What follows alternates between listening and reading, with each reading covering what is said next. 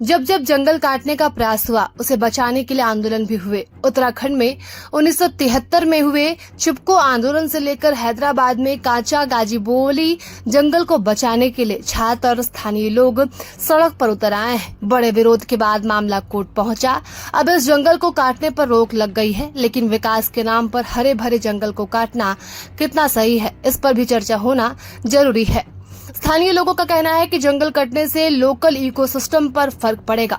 बात करें पूरे मामले की तो हैदराबाद में 400 एकड़ में फैले काचा गाजीबोली जंगल को काटकर तेलंगाना सरकार आईटी पार्क बनाना चाहती है। इस जंगल को हैदराबाद का फेफड़ा भी कहा जाता है। इस हरे भरे जंगल को काटने का वहां के लोग विरोध कर रहे हैं। रिपोर्ट्स के अनुसार 19 जून 2024 को तेलंगाना इंडस्ट्रियल इंफ्रास्ट्रक्चर कॉरपोरेशन ने इस जमीन इस्तेमाल का प्रस्ताव रखा। 24 जून 2024 को जमीन को आईटी पार्क बनाने के लिए देने पर सहमति बनी और जुलाई 2024 में इसका औपचारिक ट्रांसफर कर दिया गया। जब 30 मार्च 2025 को अचानक जंगल को काटने का काम शुरू हुआ तो हैदराबाद यूनिवर्सिटी के छात्रों ने विरोध शुरू कर दिया। उनकी पुलिस से झड़प भी हुई। इसके बाद पुलिस ने छात्रों को हिरासत में लिया।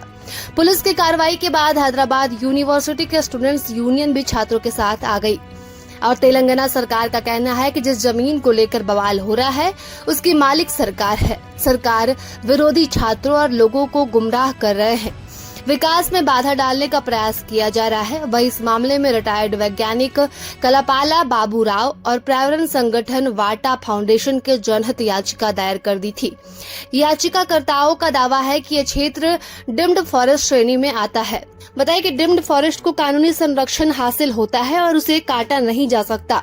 वैज्ञानिक बाबू राव ने यह भी दावा किया कि जंगल दुर्लभ पौधों, पक्षियों और जानवरों का आश्रय स्थल है।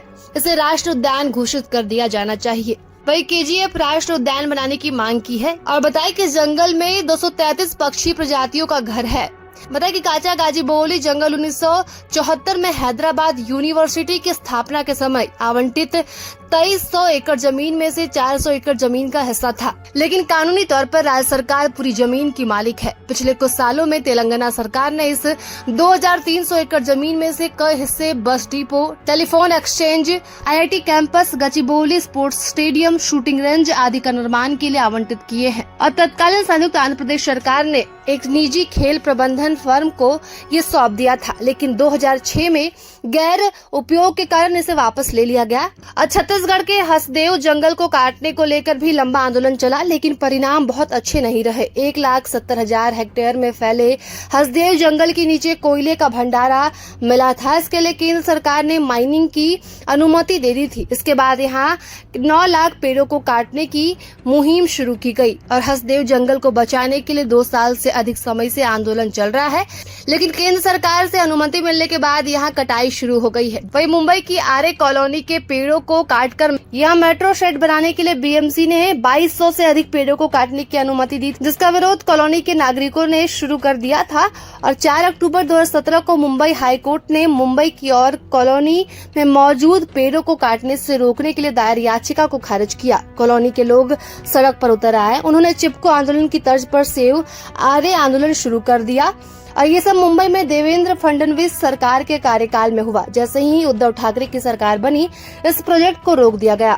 और जंगल को बचाने के लिए कई आंदोलन हुए हैं। इसमें सबसे प्रमुख चिपको आंदोलन था। 1973-74 में हुए इस आंदोलन का श्रेय गौरा देवी को है। उन्हें चिपको वुमेन भी कहा जाता है। इस आंदोलन की शुरुआत उत्तराखंड के चमोली जिले से हुई थी।